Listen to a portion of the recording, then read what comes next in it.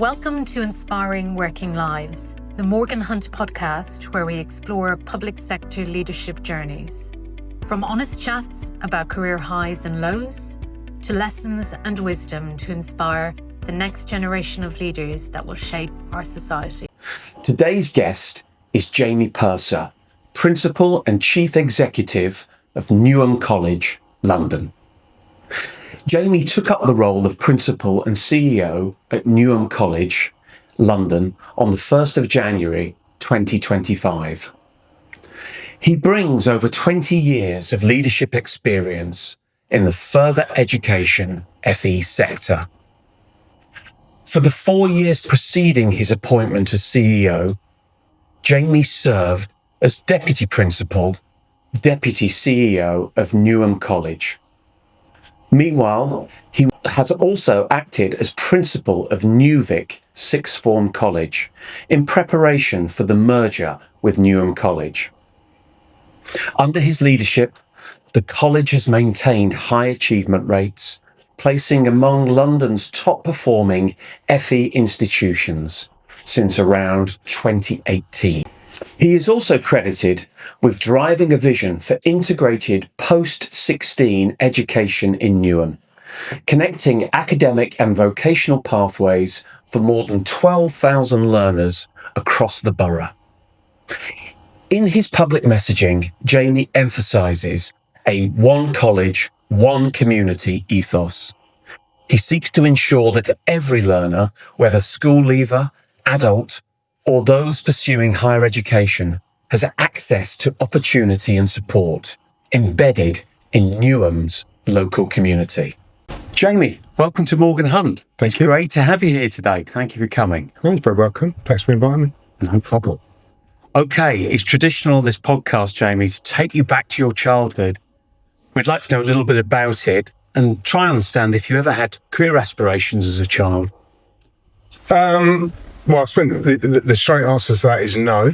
I think you're very lucky, actually, if you know what you want to do from a very young age. Some young people do. But in my experience of working with a lot of young people, actually, that's not that common. And I certainly didn't know what I wanted to do when I was younger. And I had a happy childhood, but I was the original rebel. So school and I didn't get on, and authority and I didn't get on. And so I left school in 1985 without any qualifications. Right. So I was, a bit disengaged and a little bit lost. But I didn't really have a clear idea about what I wanted to do. When I left school, and I grew up in, predominantly the mid and late 70s and early 80s, which was, a reasonably grim time anyway. Yeah. Careers advice and, ambition, and you're going to go off and do this, that and the other, was a thing for some young people, but it just didn't pan out like that for me. So I left school at, just turned 16, without any qualifications at all. Yeah. Right. So at that stage, probably you're not thinking I'm going to run a college of my own one day. No. If you'd have said to me when I was a young person that you would one day go back, I go back into education to be a teacher and then actually run an organisation like a college, that would have just been fanciful. Really, it'd been for the birds. No, I didn't have any ambitions to do any of that. I quite like the idea of travelling. I wanted to do some travelling. I did do a little bit of travelling when I was younger. But no real career plan of sorts. I think I did a series of part-time jobs and temporary jobs, and then I, like most young people, I met my girlfriend, who then went on to be my partner, and her father was a local builder. Right. So I kind of fell into working on a building site without really knowing, having an ambition to do anything really. Gosh, right. Okay. So from 16, bit of part-time jobs, and then suddenly you're off this job on a building site. And what happened on the building site then? Did you just start off odd jobbing and labouring? I did what all unskilled people do on the building site. I dug holes, I made mortar, and then I was promoted. I carried the hod for a while, which sounds much more glamorous than it actually was, but it was more money, and it actually gave me my first access and my first touch points with bricklaying. Right. So I worked on a building site for quite a while, and I found myself in and amongst the bricklayers, amongst all the other trades, and I spent quite a lot of time, probably subconsciously, but watching the bricklayers. And actually, I vividly remember working with an older bricklayer who wasn't actually that great, a tradesman, and asking somebody on the building site, how much do the bricklayers get per day? Because I thought it would be something that I could have a go at. And somebody put a brick trail in my hand one day, and I just found that I could do it. I found that I had an aptitude for it, and and started from there really. And then I became, I worked as a bricklayer on a building site for quite a long time. And I did most things with brickwork, and I became a bricklaying foreman, and then a site manager, and I learned other things about a building site and a construction site. So I through my 20s, acquired a lot more sort of knowledge and skill around how a building is constructed, how the team works, the interaction between different people. And I stayed with that builder for quite some time, actually. And he, just reflecting before I came here today, just around people that have come into my orbit who have influenced, how I lead today, how I go about my business, how I go about leading my teams in the college. There have been quite a few people that have come into my orbit who have been very pivotal, and he certainly was one, because he really taught me the value of, treating people with respect, and, making work quite fun, even though it was a hard job. And getting the best out of people. So when I look back, he really was probably the start of my management style, actually, I would say. Yeah. Great. But it sounds like he wasn't the only one, because having that schooling where things didn't quite click, somebody recognised something in you to say, look, have a go at bricklaying, and then gave you a bit of encouragement. Yeah. And I see that now with young people. I think one of the most important things about further education, or actually engaging with a lot of young people, is that I think today the youth need to engage in something. It doesn't really matter what it is, as long as it's positive. Some youngsters are into volunteering or sustainability or politics or sport or coding or gaming or whatever it is. But I think actually it's really important that everybody's good at something. And actually you're much more likely to be good at something if you enjoy it. And quite often young people need to do a range of things. They need to have a go at a lot of different things before they land upon something that actually they really connect with. I think encouraging certainly teenagers to have an interest and to find out what they're good at, because actually having praise for what you're good at encourages you to do better, to do more. Conversely, and it's a sort of bit of a standing joke in my house that I'm still a reasonably good standard bricklayer. I'm probably not as quick as I once was in my 20s, but I can still, if you give me a drawing, I can still build it. I could build you, a house or whatever it is if you put drawings in front of me. But if you give me a piece of timber and a saw, I am the epitome of a wood butcher. I'm an absolutely useless carpenter.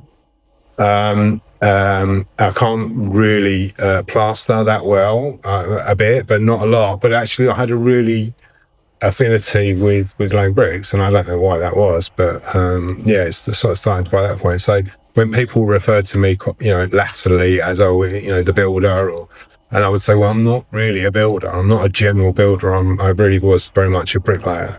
Right. I still see, people joke about it, and I still refer to myself sometimes as, I'm just a bricklayer in a shirt and tie. And I've been critiqued for that in the past, Right. by senior managers who say, you're not a bricklayer in a shirt and tie. You're a senior manager or you're a leader of an organisation.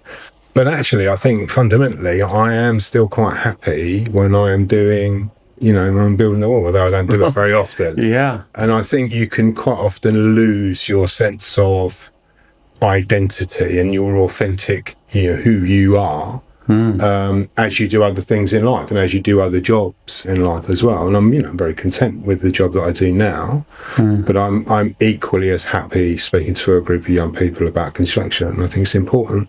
Yes. Okay, so we kind of left you managing building projects, construction managing, making sure the projects get completed. Where did you go next in your career? I ran my own business for a few years. I built everything from extensions to houses to sports centres to swimming pools, anything that came along.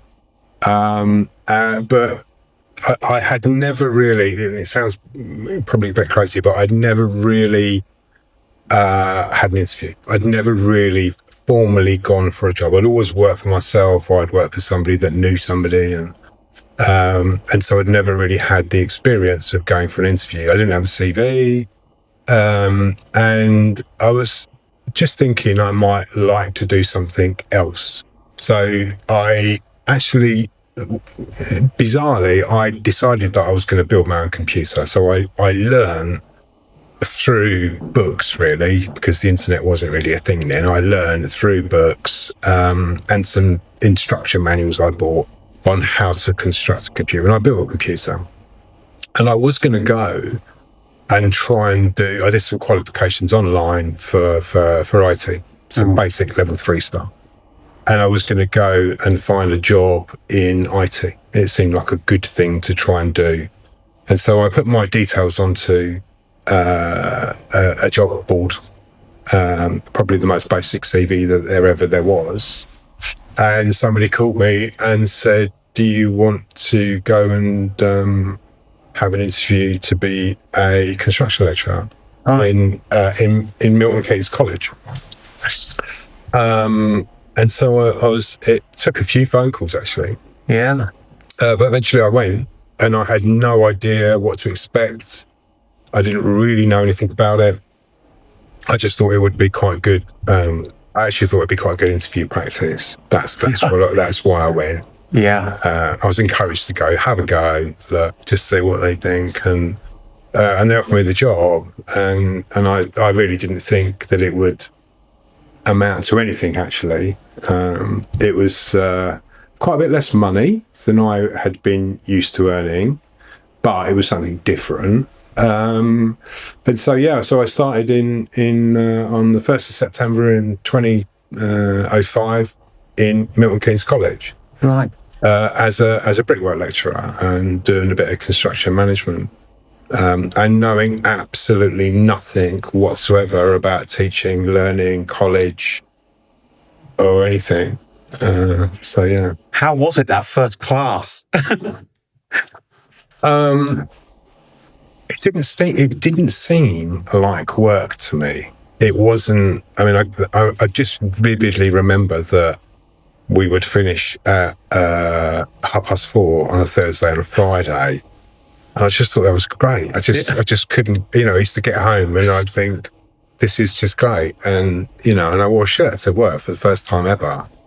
And everybody says, well, no, you don't need to wear a shirt to work. You're going to go and work in the workshop. And he said, no, Winston Churchill wore a shirt when he laid bricks, I'm going to wear a shirt to work. So I, those first few weeks, those first few classes, I just loved it, and I loved that actually a lot of those young people that came in, those young, mainly young boys, few girls, but mainly boys. It was great. It was great to see the sort of improvement, and brickwork is a skill. There is a process to learning it and teaching it, and I just was really I had no concept of anything to do with pedagogy or how you should run a lesson and all the rest of it, and so I just sort of was flying by the seat of my pants, really. And they pretty quickly, actually, Milton Keynes College, it still holds quite a sort of special place in my heart, because it was a fantastic culture, that college. It still is, actually. They really encouraged me to do a basic teaching certificate. They actually said to me, look, we think you would be really good as a team leader, because I'd run a business. And they said, your skills are much more aligned to managing the team rather than being just a teacher in the team. But the problem with us offering you something like that is you don't have any teaching qualifications, and therefore we can't offer you the job because you don't have the requisite, quals that go along with it as a baseline. So I did should have been a 16-week course, and in an intensive way, in a week, I did a level 3 teaching certificate every day. Like, there was about half a dozen of us that did it every day to learn how to teach, and then I became a team leader quite quickly. So I was used to some teaching, but some managing of the team as well, and that's really where I started managing a team. Okay, how long did that teaching course take then? Because you were doing it every day, did it? So I did an intensive level 3 course to get a real baseline of how best to set up a lesson and to teach.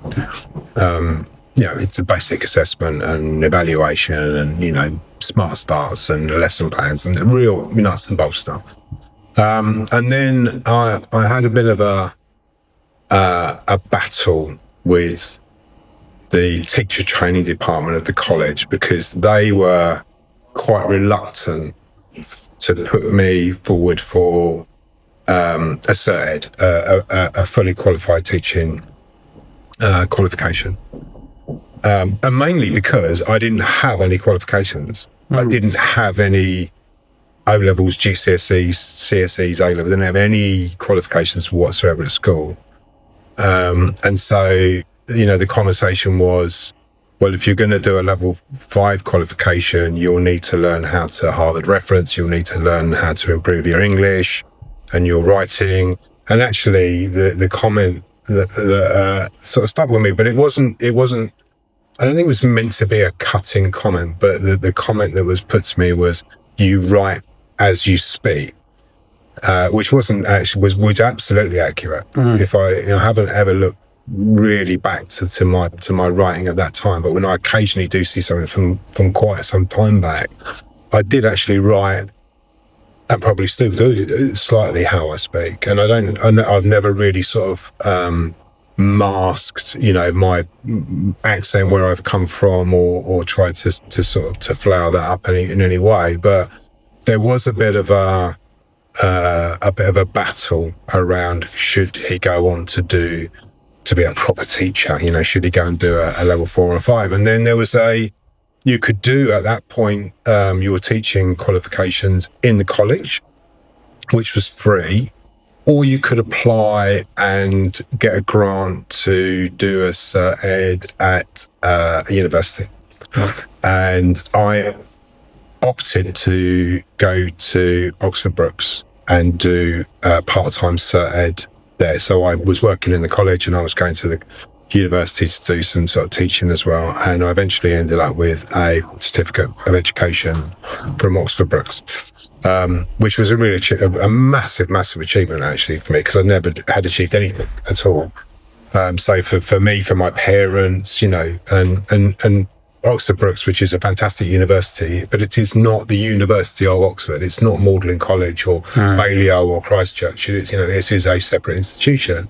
But nevertheless, it was a real achievement, and I have a certification at home that says, that I've achieved that qual. So once I had that, I just then started to do other stuff in the college. I managed the carpentry team, and then I managed a bit more of the wet trades team, and I sort of expanded out. And I stayed at Newham College for, I think, about 3.5 years. Had a really good time there. Met some fantastic people. Still know people actually now. Still have friends now, 20 years later, that I taught with and who were in that team. But I sort of had outgrown it a bit, and then I moved on to be a curriculum manager in College in North East London. So I moved back to London, and did a slightly higher level job then. Right. Okay. We'll come on to that in a second. I suppose the other key factor in sort of pushing you to do those qualifications is somebody saying, look, you should do this and you should run this team.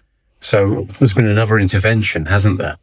By somebody in terms of encouragement, go do it. Yeah. And I think, when I look, I think it's quite difficult because I think people don't really analyse and turn over and go back over what is a career or what is a 20 or a 30-year period of your life. I certainly haven't done that very much. But when I really think about it, I have had people at all stages of that last 20 years who have encouraged me, who have sort of, a bit like the kid that turns up in on the building site and realises actually, I'm okay at doing this. I think people recognise, look, he's, results count. You're only as good as your last wall on a building site, and you're only really as good as your last set of results in a college. Yeah. In very blunt terms. And so my initial years in Milton Keynes College, the team that I worked in were really successful, and we were a really happy and forward-thinking team. And so there were people around me that encouraged me to think, why don't you do this or why don't you do that? And then I moved colleges, and then I found another person who encouraged me, who was the head of construction at College in North East London. And so it still really wasn't like work. Yes. I mean, it was much more intense, and it was absolutely a different college in a different atmosphere. But there I managed all of the construction trades as a curriculum manager, and did other stuff. So yeah, I think one of the things I'm most proud of doing my job now is from the first day that I started in an FE college, I've done all the jobs. Yeah. Very often you'll meet senior managers, CEOs, principals, other people that come into a college from outside of the sector, or come into a college at director level or a VP level, skilled professionals. But what has stood me in really good stead is I understand in minutiae detail what each job and what each layer, the challenges of that job, and how it can be done really well or maybe not quite so well. And so as I've gone through the different steps of working in an FE college up to be, the CEO, actually I've got a really good appreciation. I know what a head of department does, and I know the differences between a head of department and an assistant director. And people who don't work in education think that an assistant principal and a vice principal and a deputy principal and even a campus principal all do the same thing when they're all very different. And I've done all of those jobs. So I think having that ladder of doing different jobs in order and not missing any out has been really actually very helpful. And it's become more advantageous the higher up the ladder I've been. This episode is brought to you by Morgan Hunt, a public sector recruitment agency with over 30 years of experience. Whether you're looking for your next role or growing your team, we match purpose-driven people with organisations making a real difference. Visit morganhunt.com to find out how Morgan Hunt inspires working lives. Okay, Jamie, so you're at Hackney, Yeah. part of NCC at that stage? Or? Yeah, I did. Yeah. I think I did 6 years at Hackney, or 6 or 7 years. I did a couple of years in NCC, and then I went and I was a vice principal in Lewisham. I went to Lewisham as a vice principal, and I've realised there's another cycle. In fact, my wife realised there's another cycle to my work pattern, and I've done the same thing for. Reportedly probably about 20 years. I think I've done the same thing forever. And that is, I get to a point where I say, I'm really bored, or I need another challenge. I need something to stimulate me. This job's not really doing it for me anymore. I'm going to put myself out of my comfort zone, and I'm going to do the next job. I'm going to do a different job. And so I went to Lewisham as a vice principal, and then I followed the same pattern. So the first month, usually 3 or 4 weeks in a job, I come home and I say, this has just been a terrible mistake. I've made a massive blunder. They're going to find out. They're going to find out that I'm a brickie. They're going to find out it's all just been horrible. We shouldn't have done this. And I'm going to be exposed, that imposter syndrome, if you like. So that goes on for about a month. And then I have a period where I work really hard. I think I work quite hard anyway, but I have a period of time where I work really hard. I learn the job, I learn the business, I learn the people. I tend to do early mornings and late evenings, and I really put my heart and soul into it. And I've done that for so long. And then it becomes assimilated. And then after a given period of time, I then come home and say, I think I could do with something else, another job. But I do follow the same process all the time. And that really happened to me at Lewisham. I went there as a vice principal. Probably the only job that I didn't stay in that long. I was there for just over a year. I think it was the right job at the wrong time. Didn't have a fallout. Nothing particularly went wrong.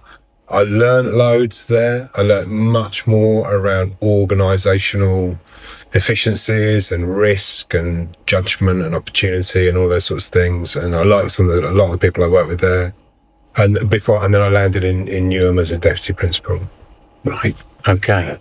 So you're deputy principal at Newham, and there's changes afoot in Newham. There's the sixth form college, which is Newham has been there 5 years. I went there in COVID, which seems a long time ago. It wasn't that long ago, but I landed there in COVID. So there's a lot of work to do with Newham around bringing the college forward and investing in the college.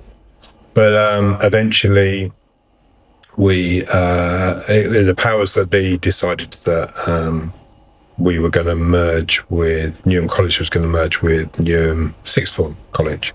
And so Newham Sixth Form College had a really challenging couple of years. They had a poor Ofsted, and they had a lot of challenges with trade unions and staffing, and it was quite a challenging environment. But I was asked to go there as their interim CEO leading up to the merger. So I went there in May and we merged in November. So I was there for some 6 months or so to try and just maybe have a steady hand on the tiller while we came together as one organisation. Paul, who was my previous CEO at Newham, retired in December, and I took over as CEO in January. But he was lining you up for this job, wasn't he? Yeah, he was. Yeah. He was. He and again, there is this theme and this pattern of strong, experienced leaders and very decent people that have been in my orbit. And you can go back 20 or 30 years, 40 years even, when I was laying bricks, there were those there. I think if you find people that believe in you, that encourage you and and help develop you, then you really need to to make sure that you lean into those people, but keep them close to you. Yes. And certainly, Paul, who was the principal at Newham, had absolute faith in me. From the very first time that I worked with him, and absolutely recognised that he felt that I could do the CEO job, and that I needed some polish, and I needed some. I just needed some experiential learning at that level, and the CEO job is absolutely different to any other job that I've done. But he mercilessly, ruthlessly encouraged me and put me out of my comfort zone, and asked me to, you do the staff address, or you do the HE graduation to 500 people, or you lead Ofsted. And because he, I think that he had more confidence in me than I had in myself at that level. So he is the one. I wouldn't be here. Absolutely, 100% would not be here without him and others. But certainly, he was it continues to be a good friend, but also a really good supporter of me. So he really pushed you out of the comfort zone and into those bits which we'd normally choose not to do. Yeah. Well, I think humans are naturally. I think what tends to happen is that. When things are quite challenging, I think the natural state for humans to go to, certainly in the workplace, is to revert back to the job they did previously. Mm-hmm. So, because it's a bit like a comfy pair of slippers, if you're a vice principal and things are really, really challenging, and there's restructures and Ofsted and funding, and it's quite volatile, and you're asked to do a job. Quite often I see people reverting back to being a director, or reverting back to being the head of department, because they know that job. They know they're very good at that job. They know it's comfortable, it's a safe space, and it's quite difficult to step up and step out of your comfort zone and do so. And I'm not, I'm doing this today, but I am not the consummate public speaker.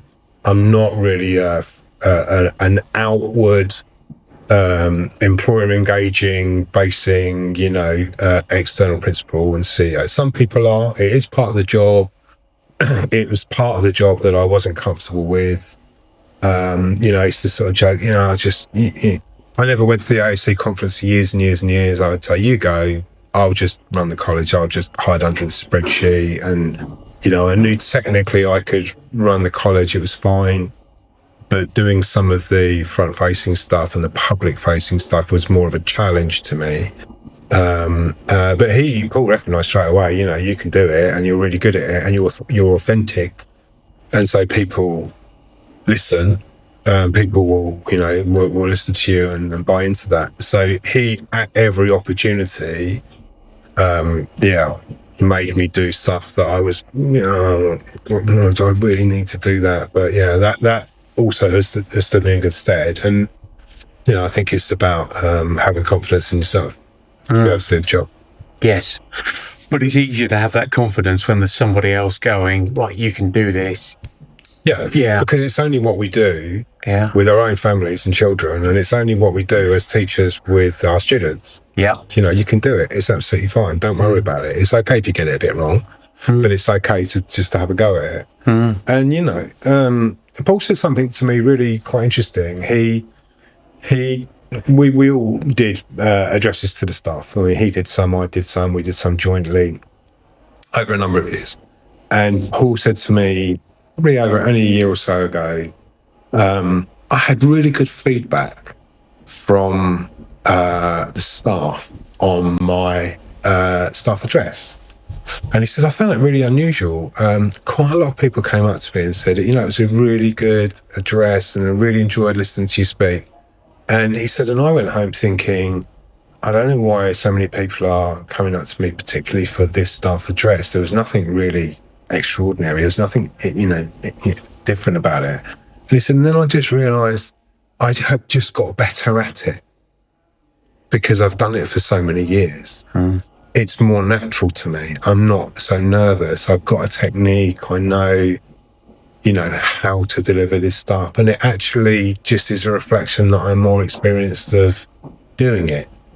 And I think, that is really the experiential learning of doing, senior level jobs in the college, whatever it is. You just get better at doing it because you get more experience of different types of situations. I'm very, very new to this role, and I feel, as there is, I haven't really even scratched the surface of this role. I think there's a lot more to learn about, this role particularly. But I think confidence is a big part of it, because people are confident in you, and, one of my colleagues said to me, you are in this position because people have faith and trust that you are the correct leader for this college at this given time.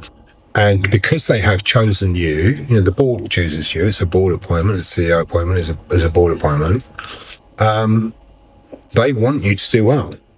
They want you to succeed, So there are a lot of people that pull for you in this particular role, but also probably in the roles that sit, in the middle senior leadership team upwards. People, I don't think anybody comes to work to not want to do well. Exactly. Yeah. Okay. So just looking at the world now, challenges are everywhere, but I think particularly in FE. Yeah. There seems to be less money. There's more social challenge, I guess, kicking around as well.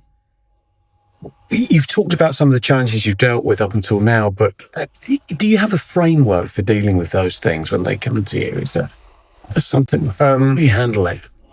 I try to speak to my teams and ask them, let's not get sucked in by the white noise outside. And I'm categorizing the white noise as, the political landscape, or Brexit, or COVID, or the war in Ukraine, or the war in Palestine, or the energy crisis, or whatever, the change in government, the change in the Ofsted framework, the economy. What I've realised is there is always stuff outside of the college, and that is continually changing. Ever since I've been at work, we've never had any money. Certainly since we've been in education, we've never had any money. That's just a constant narrative. It doesn't matter where you go, we haven't got enough money, we don't get paid enough. And, so these things are forever sort of omnipresent, if you like. But I try to say to the team, look, let's focus on things that we can control. Let's focus on 100% our students, our culture, how we speak to each other, how we treat each other. Let's get out. We talk about, and I'm not sure if your other guests have talked about this, but we talk quite a lot about FE literacy, within the college, having an awareness of the business.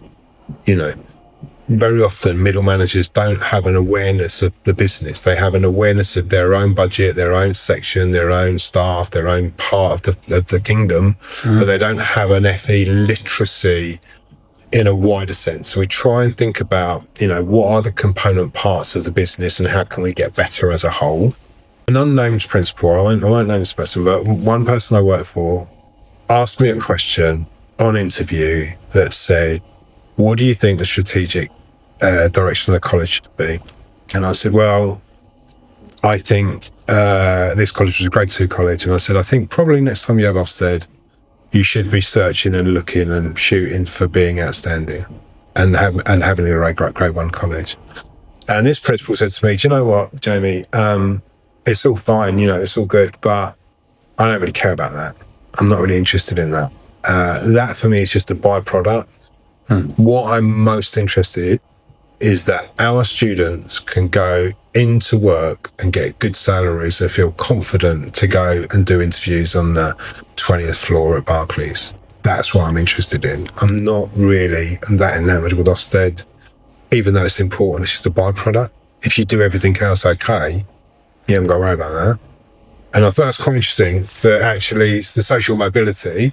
That's really what, I think now the government, that is this particular government, and I'm not a political person in any shape or form, but this particular government, I think, have recognised that, the skill system is the driver for growth. It is the sector for opportunity. And it actually, what do? We produce engineers and construction workers and nurses and, people that work in business who contribute to, the treasury and tax receipts. So it is in everybody's interest to have a successful sector. But it's very difficult. Colleges are a very, very complex organisation to run. Lots of layers of, I'm sure other people have told you this, but lots of layers of regulation, which are tricky.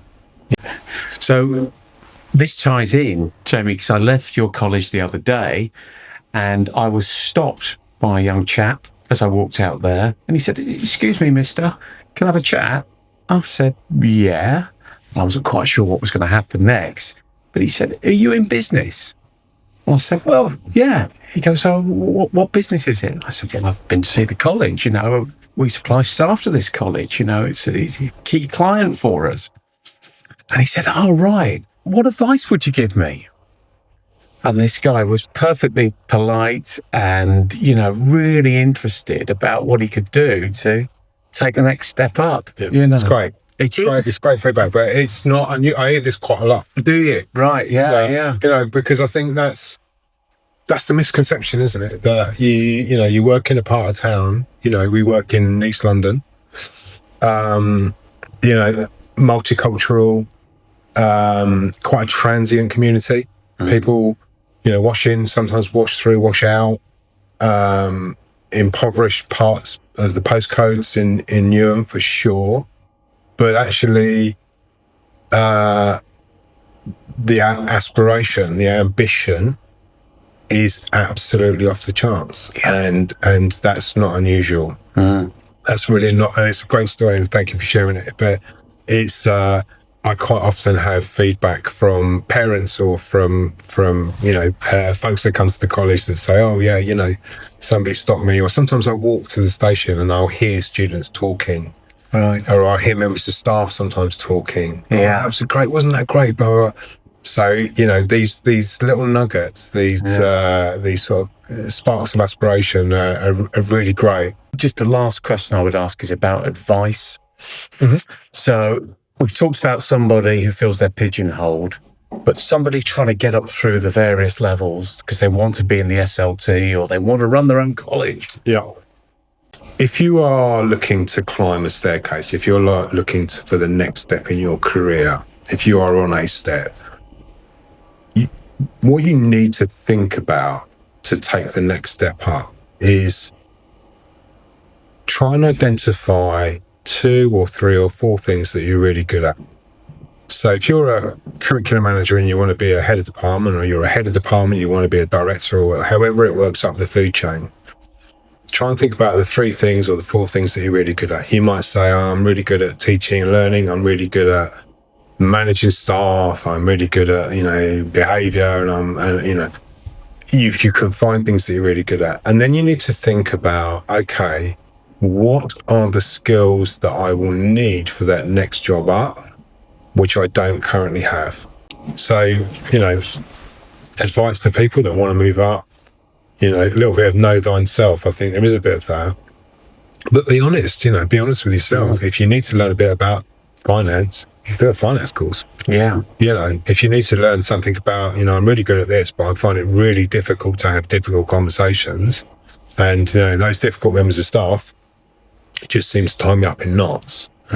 Then, seek some advice and seek some guidance about that. So I think it is about, really filling in the gaps. Yes. And putting yourself out there. And don't be afraid, don't be afraid to get a knockback. Yeah. It's really competitive. The higher up the ladders you go, really, really, really competitive.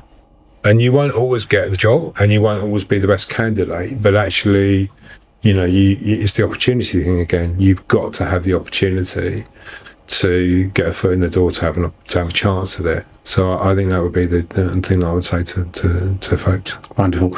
So just to recap, it's know thyself, which is the greatest bit of sort of personal knowledge at all, but also know the rigid structure of those steps, where the gaps are. Yeah. Wonderful.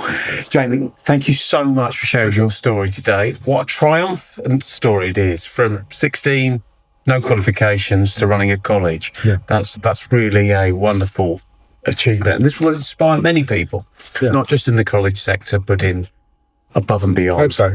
What my parting shot would be, if I can do it, actually anybody can do it. It's not insurmountable, and I hope it's helpful for folks to listen and watch. Super. Thank you. You're very welcome. Thank you for listening to Inspiring Working Lives, the Morgan Hunt podcast, driving positive change and helping you to grow your career. If you've enjoyed this episode, make sure to subscribe so you don't miss the next inspiring conversation. For more insights, opportunities, and updates, head to morganhunt.com.